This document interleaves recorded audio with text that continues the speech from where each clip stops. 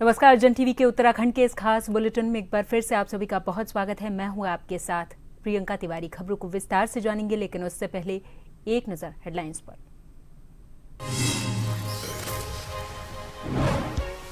उत्तराखंड के वित्त और संसदीय कार्य मंत्री प्रेमचंद अग्रवाल ने दिया इस्तीफा। पहाड़ी और देसी टिप्पणी बना कारण। कांग्रेस हमलावर कहा, यहीं नहीं रुकेगी लड़ाई। हरदा बोले, अग्रवाल की टिप्पणी बीजेपी के अहंकार का उदाहरण। केदारनाथ में गैर हिंदुओं के प्रवेश पर रोक लगाने की मांग। विधायक आशा नौटियाल ने उठाया मुद्दा। कहा, बदनाम करने के लिए धाम की पवित्रता को भंग करने का कर रहे प्रयास।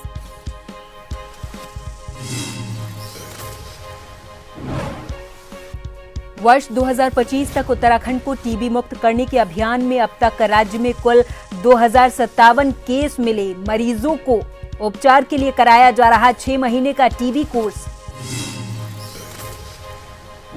उत्तराखंड सरकार ओवर रेटिंग पर कसेगी नकेल। पकड़े जाने पर 1 लाख रुपए का जुर्माना और होगा लाइसेंस रद्द। अधिक दाम वसूलने की मिल रही शिकायतें।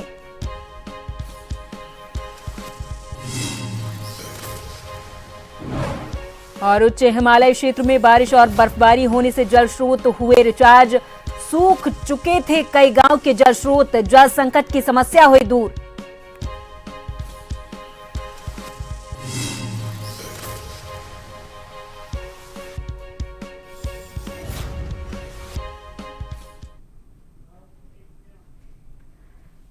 बड़ी खबर से बुलेटिन की शुरुआत करेंगे। उत्तराखंड सरकार में संसदीय कार्य एवं वित्त मंत्री प्रेमचंद अग्रवाल ने मुख्यमंत्री पुष्कर सिंह धामी को अपना इस्तीफा सौंप दिया है। वो राज्य विधानसभा के पूर्व अध्यक्ष रहे हैं। हाल ही में विधानसभा सत्र के दौरान उनकी विवादास्पद टिप्पणी के बाद उनका इस्तीफा आया। बजट सत्र के दौरान अग्रवाल ने कांग्रेस विधायक मदन बिष्ट के द्वारा उनके खिलाफ की गई टिप्पणी पर नाराजगी जताई और कहा था कि उन्होंने राज्य के दर्जे के लिए ये दिन देखने का संघर्ष नहीं किया था जब पहाड़ी और देसी के बीच भेद किया जा रहा है। बहस के दौरान मंत्री ने एक अपशब्द का भी इस्तेमाल किया था।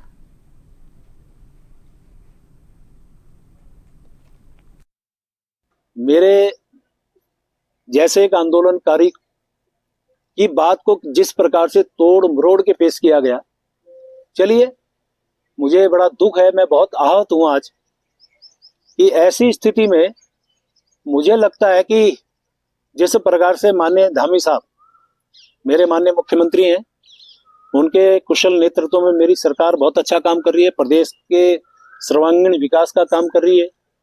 और माननीय मोदी जी का तो क्या कहना, उनके तो आशीर्वाद से हमारा उत्तराखंड राज्य आज नित दूनी 4 गुनी प्रगति की ओर बढ़ रहा है। इन सब बातों के बाद जो वातावरण मेरे प्रदेश का बनाया गया, मेरी इच्छा है मेरा प्रदेश आगे बढ़े। मैं इस प्रदेश को आगे बढ़ाने में से जो योगदान जो मेरा हो सकता है मैं देने को तैयार हूं। और इसलिए आज मैंने निर्णय लिया है, मैं अपने पद से त्याग पत्र देने माननीय मुख्यमंत्री जी के पास जा रहा हूं। इधर कांग्रेस का इस पर कहना है कि ये लड़ाई प्रेमचंद अग्रवाल के इस्तीफे तक सीमित नहीं होगी। ये लड़ाई तब तक जारी रहेगी जब तक सीएम धामी इस बात के लिए उत्तराखंड के लोगों से माफी नहीं मांगते। ऋतु खंडूरी जी को भी इस बात के लिए माफी मांगनी होगी कि विधानसभा में उन्होंने अग्रवाल का संरक्षण क्यों किया था। सुनाएंगे। प्रेमचंद अग्रवाल जी के इस्तीफे तक ही सीमित नहीं होगी, ये लड़ाई आगे भी बढ़ेगी तब तक जब तक कि मुख्यमंत्री धामी जी ने इस बात के लिए उत्तराखंड के लोगों से क्षमा नहीं मांगी कि उन्होंने प्रेमचंद अग्रवाल जी को ऐसे कृत्य पर क्यों उनका संरक्षण किया। जब तक ऋतु खनूड़ी जी ने इस बात के लिए माफ़ी नहीं मांगी सरेआम कि उन्होंने विधानसभा में प्रेमचंद अग्रवाल जी का संरक्षण क्यों किया, तब तक ये लड़ाई रुकेगी नहीं। और जब तक भारतीय जनता पार्टी के अध्यक्ष महेंद्र भट्ट जी ने इस बात के लिए माफ़ी नहीं मांगी कि उन्होंने उत्तराखंड की जनता को क्यों धमकाया इस प्रकरण में, तब तक ये लड़ाई रुकेगी नहीं। और अब इस्तीफा हुआ है तो इस्तीफा इतने दिनों बाद इसलिए हुआ कि उत्तराखंड के सम्मान की रक्षा के लिए जो शौर्य लोगों ने सामने आकर दिखाया, उस शौर्य के सामने आज भारतीय जनता पार्टी को घुटने टेकने पड़े हैं। लेकिन पुनः एक बार कहना चाहूँगा कि ये लड़ाई तब तक अधूरी है, तब तक ये लड़ाई अधूरी रहेगी जब तक कि ये तीनों लोग सरेआम माफ़ी न मांगे उत्तराखंड की जनता से। उत्तराखंड के पूर्व मुख्यमंत्री और कांग्रेस नेता हरीश रावत ने रविवार को कहा कि प्रेमचंद अग्रवाल की टिप्पणी बीजेपी के अहंकार का उदाहरण है। उनकी ये टिप्पणी उत्तराखंड के कैबिनेट मंत्री प्रेमचंद अग्रवाल के द्वारा मुख्यमंत्री धामी को अपना इस्तीफा सौंपने के बाद आई है। पुष्कर सिंह धामी सरकार में मंत्री अग्रवाल वित्त और संसदीय मामलों जैसे प्रमुख विभागों का कार्यभार संभाल रहे थे।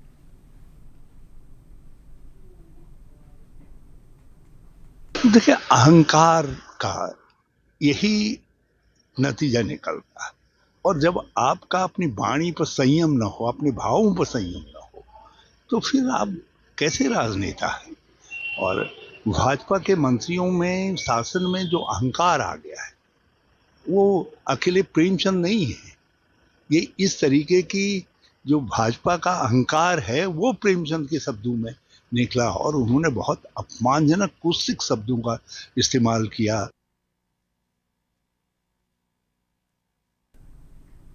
उत्तराखंड में आज शाम शहरी विकास और मंत्री प्रेमचंद अग्रवाल ने मुख्यमंत्री को इस्तीफा सौंप दिया है, जिसके बाद उत्तराखंड मैदानी मंच के लोग भारी संख्या में अग्रवाल के आवास पहुंचे और उनके द्वारा दिए गए इस्तीफे का विरोध किया।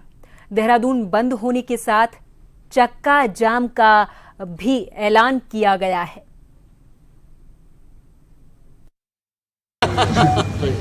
चलो आ जाओ। जिस प्रकार से विधानसभा के अंदर, प्रदेश की विधानसभा के अंदर जिस प्रकार से संसदीय कार्य मंत्री द्वारा जिन शब्दों का प्रयोग किया गया और जिस प्रकार का जो घटनाक्रम हुआ, वो न बल्कि प्रदेश के अंदर, वो पूरे देश विदेश तक उन चीज़ों की प्रतिक्रिया गई। और निश्चित रूप में वो तमाम उन राज्य आंदोलनकारियों ने जो शहादतें दी गई, जिस प्रकार से हम लोगों ने संघर्ष किया था, और ये तमाम जनमानस से लेके जो एक आक्रोश था, उसमें भारतीय जनता पार्टी हो या सरकार हो, सबको बैकफुट पे आना पड़ा।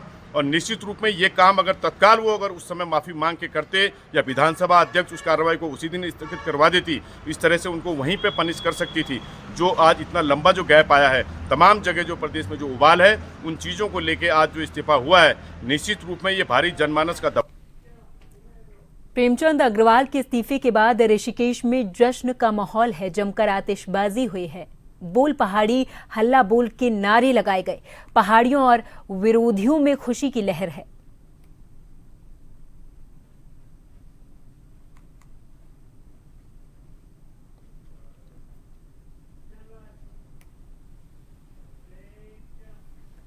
उत्तराखंड के केदारनाथ से बीजेपी विधायक आशा नौटियाल ने रविवार को कहा कि केदारनाथ में श्रद्धालुओं की भावनाओं को ठेस पहुंचाने वाले गैर हिंदू तत्वों पर प्रतिबंध लगाया जाना चाहिए। देहरादून में उन्होंने कहा कि कुछ गैर हिंदू तत्व हैं जो केदारनाथ आने वाले श्रद्धालुओं की भावनाओं को ठेस पहुंचा रहे, इसलिए ऐसे लोगों को धार्मिक स्थलों पर जाने से प्रतिबंधित किया जाना चाहिए।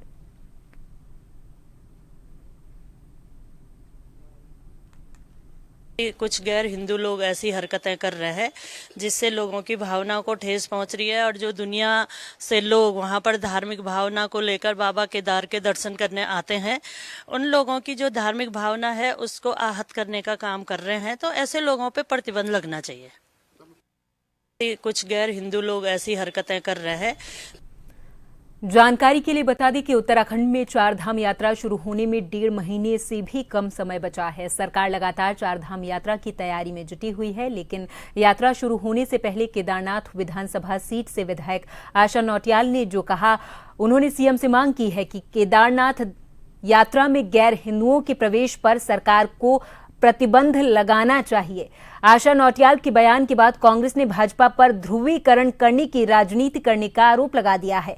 वहीं अब राज्य मंत्री मधु भट्ट का कहना है कि भारत देश में रहने वाले नागरिकों को किसी भी प्रकार की रोक टोक नहीं है, लेकिन मठ मंदिर के नियम और धार्मिक मान्यताएं, परंपराएं, उसके आधार पर अधिकतर लोग तीर्थ यात्राओं पर आते हैं। वहीं आम नागरिक अगर दर्शन करने आते हैं तो उसमें किसी भी प्रकार की रोक टोक नहीं की जा सकती।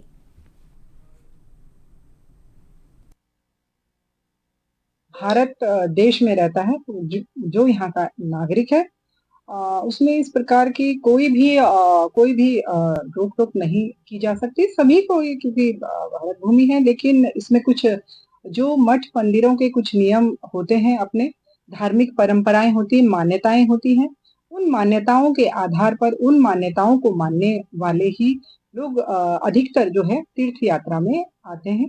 लेकिन अगर आम नागरिक अगर वो दर्शन करना चाहता है, आना चाहता है, श्रद्धालु आता है, तो उसमें किसी भी प्रकार की कोई रोक-टोक नहीं की जा सकती।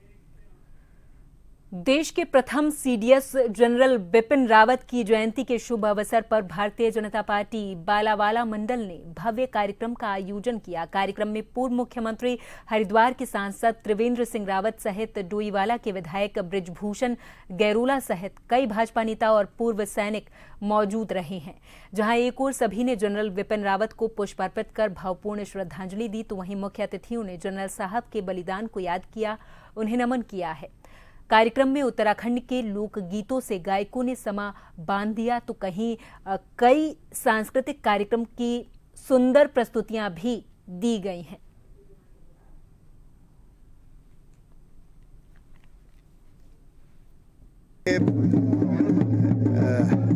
हमारे प्रथम सीडीएस जनरल बिपिन रावत,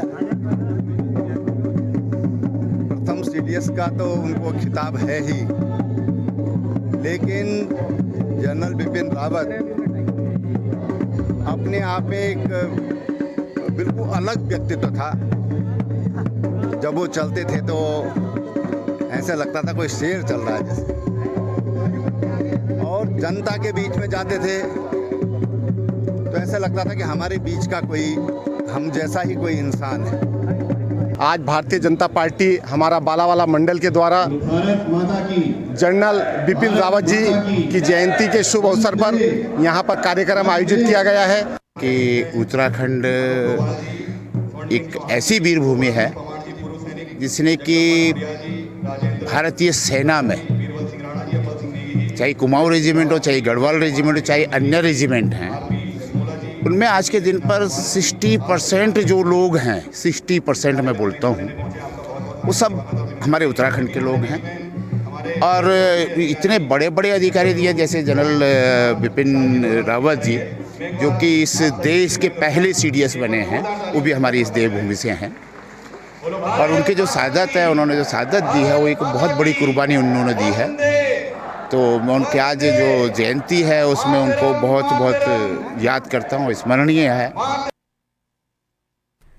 देहरादून चिकित्सा शिक्षा के निदेशक डॉक्टर आशुतोष सयाना ने कहा कि उत्तराखंड सरकार के पास पर्याप्त संख्या में एमबीबीएस चिकित्सक उपलब्ध हैं।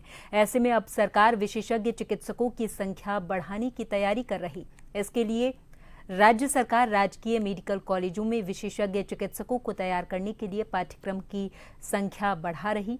उन्होंने कहा कि जब राजकीय कॉलेजों से ही विशेषज्ञ चिकित्सक राज्य को मिलेंगे, तो दूर दराज के ऐसे क्षेत्रों में जहां जरूरत है, वहां इनकी आसानी से उपलब्धता हो सकेगी।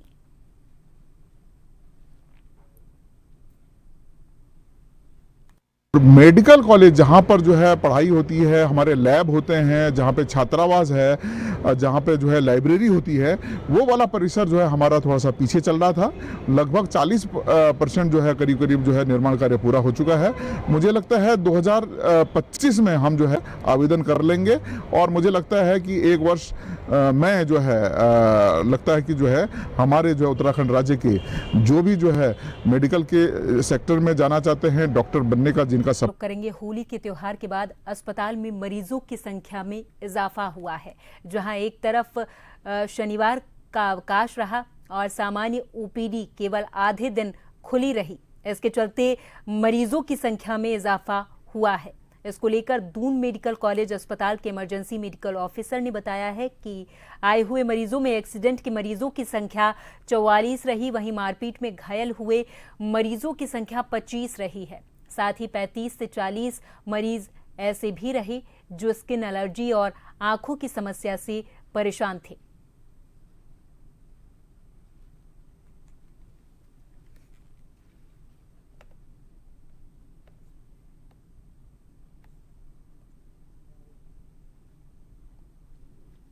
कल तो मतलब मरीज लगभग दुगना से भी ज़्यादा है। मतलब यहाँ पर पूरी यहाँ पर इमरजेंसी में ओपीडी 562 थी यहाँ पर 24 घंटे में, सुबह 8 से लेकर के 14 मार्च 8 बजे से लेकर के 15 मार्च 8 बजे तक बता रहा हूँ। मतलब मैं इसमें मतलब कि एक्सीडेंट केस लगभग 44 थे मतलब, और असॉल्ट के मतलब मारपीट वाले 25 थे इसमें, और मतलब कलर से एलर्जी वाले लगभग 35 से 40 थे इसमें। मतलब वो कलर जिनके आंखों में इचिंग हो रही थी, जिनकी स्किन इचिंग हो रही थी, इस तरह के थे वो।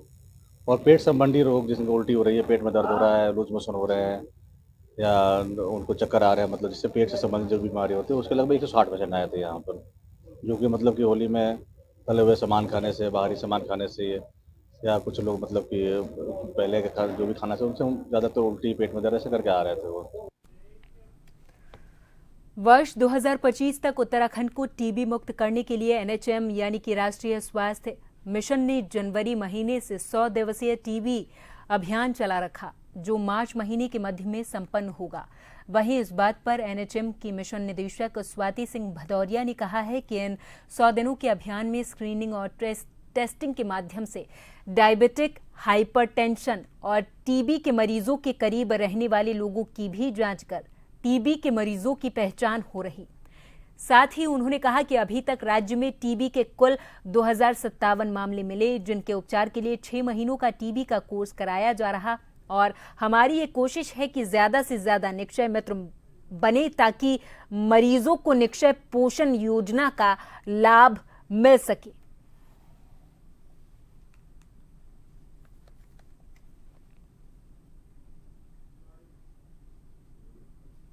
टीबी मुक्त करने की दिशा में सबसे इम्पोर्टेंट कदम है कि हम टीबी पेशेंट्स को आइडेंटिफाई करें, जिससे कि वो और ज़्यादा आगे क्योंकि ये कंटेजियस डिजीज है, इसलिए इसको और आगे ना फैला सके। तो उसी दिशा में ये 100 डे टीबी कैंपेन में काम किया जा रहा है। और तो इसमें सबसे इम्पोर्टेंट एस्पेक्ट है हमारी स्क्रीनिंग और टेस्टिंग। तो स्क्रीनिंग भी लगातार की जा रही है। जो हमारी वल्नरेबल पॉपुलेशन है, जो डायबिटिक्स है, हाइपरटेंशन वाले लोग हैं, या जो एल्कोहलिक्स हैं, या जो टीबी पेशेंट्स के कॉन्टैक्ट हैं, इस तरीके के लोगों की स्क्रीनिंग की जा रही है। साथ में एक्सरे मशीन्स से उनकी टेस्टिंग भी की जा रही है, जो मोबाइल हैंडहेल्ड एक्सरे मशीन्स हैं, जिससे कि हमें एक प्रिलिमिनरी टेस्ट हो सके कि उनमें टीबी के लक्षण हैं या नहीं है।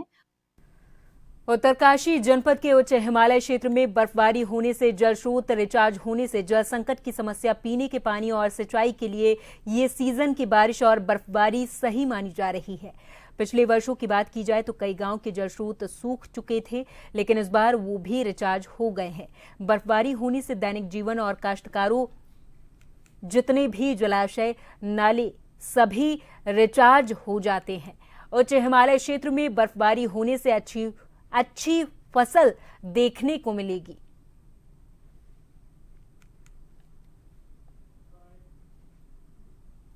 ये निसंदेह हमारे क्षेत्र के लिए जो है बहुत लाभकारी है, हमारे किसानों के लिए, हमारे कृषक के लिए, हमारे काश्तकारों के लिए ये बहुत लाभकारी है। और इससे जो है जलाशय और जितने भी हमारे जो धारे नौले हैं सब रिचार्ज हो जाते हैं इस बारिश से।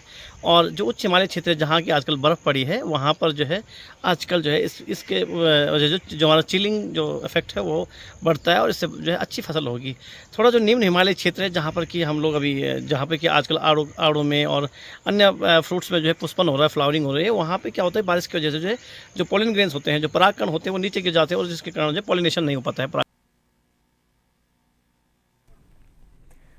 उत्तराखंड में अल्मोड़ा का चितई गोलू मंदिर न्याय के भगवान गोलू देवता को समर्पित है। माना जाता है कि इस मंदिर में पूजा करने से श्रद्धालुओं को इंसाफ मिलता है और मन्नतें भी पूरी होती हैं। देखिए रिपोर्ट।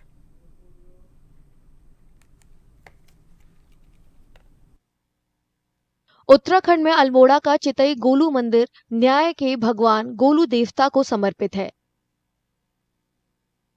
माना जाता है कि इस मंदिर में पूजा करने से श्रद्धालुओं को इंसाफ मिलता है और मन्नतें पूरी होती हैं।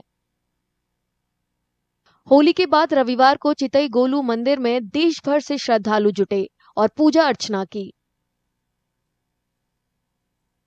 देवता गोलू जी को न्याय के देवता बोला जाता है। यहाँ आके लोगों की अपनी मनोकामनाएं पूरी होती है। मनोकामना पूरी होने के बाद यहाँ घंटियाँ चढ़ाई जाती हैं। आज यहाँ बहुत ज़्यादा पर्यटक आए हैं बाहर से और अपनी अपनी मनोकामनाएं मांग रहे हैं। कुछ लोग बॉम्बे से भी आए थे आज और अपनी मनोकामनाएं लिख के यहाँ घंटी टांग रहे हैं। मंदिर की पूजा खास होती है। श्रद्धालु तांबे की घंटियां बांधते हैं। घंटियां पूजा या मन्नत का प्रतीक है। यहाँ पे करीब 30 साल पहले भी आई थी और मैंने यहाँ पे अपनी एक मन्नत रखी थी, वो मेरी पूरी हो गई। और मेरी इच्छा थी कि मैं एक बार फिर आऊँ और देवी माँ से, देवता जी से कुछ मैं फिर से मांगूँ और मैं फिर से मांग के जा रही हूँ। उम्मीद है कि भगवान मुझे ज़रूर देंगे। यहाँ पे काफ़ी अच्छा लगा, लोग यहाँ पे आते हैं, घंटी बांधते हैं अपनी जो है विशेष को पूरा करने के लिए। माना जाता है कि गोलू देवता भगवान शिव के अवतार है। स्थानीय लोग उन्हें गोलजियो देवता कहते हैं।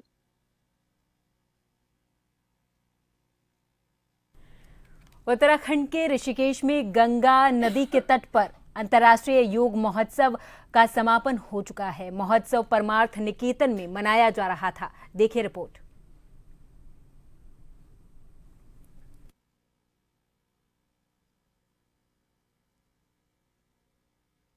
उत्तराखंड के ऋषिकेश में गंगा नदी के तट पर अंतर्राष्ट्रीय योग महोत्सव शनिवार को खत्म हो गया। महोत्सव परमार्थ निकेतन में मनाया जा रहा था। हफ्ते भर चले महोत्सव में दुनिया भर के 1000 से ज्यादा प्रतिभागियों ने हिस्सा लिया।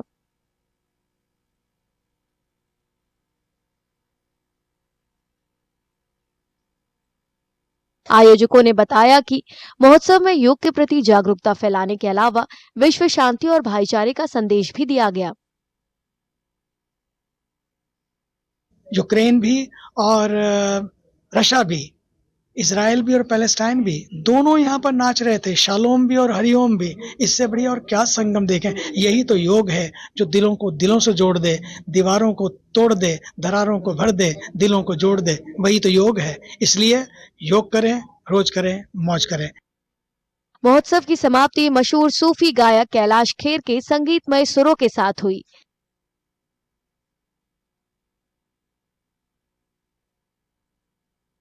ये योग का संदेश ही ये है कि करो योग, रहो निरोग। और अगर आप योग सिर्फ आसन करने से नहीं होगा, मुद्राओं करने से नहीं होगा, जो आप योग मैट पे, जैसे हमारे स्वामी जी कहते हैं, योग मैट पे करने से नहीं होगा, धारना होगा, अपने मन को योग में लाना होगा। ये महोत्सव अंतर्राष्ट्रीय योग दिवस की तैयारी थी। अंतर्राष्ट्रीय योग दिवस 21 जून को मनाया जाता है।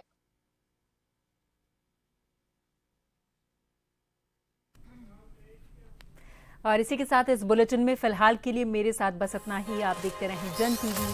नमस्कार।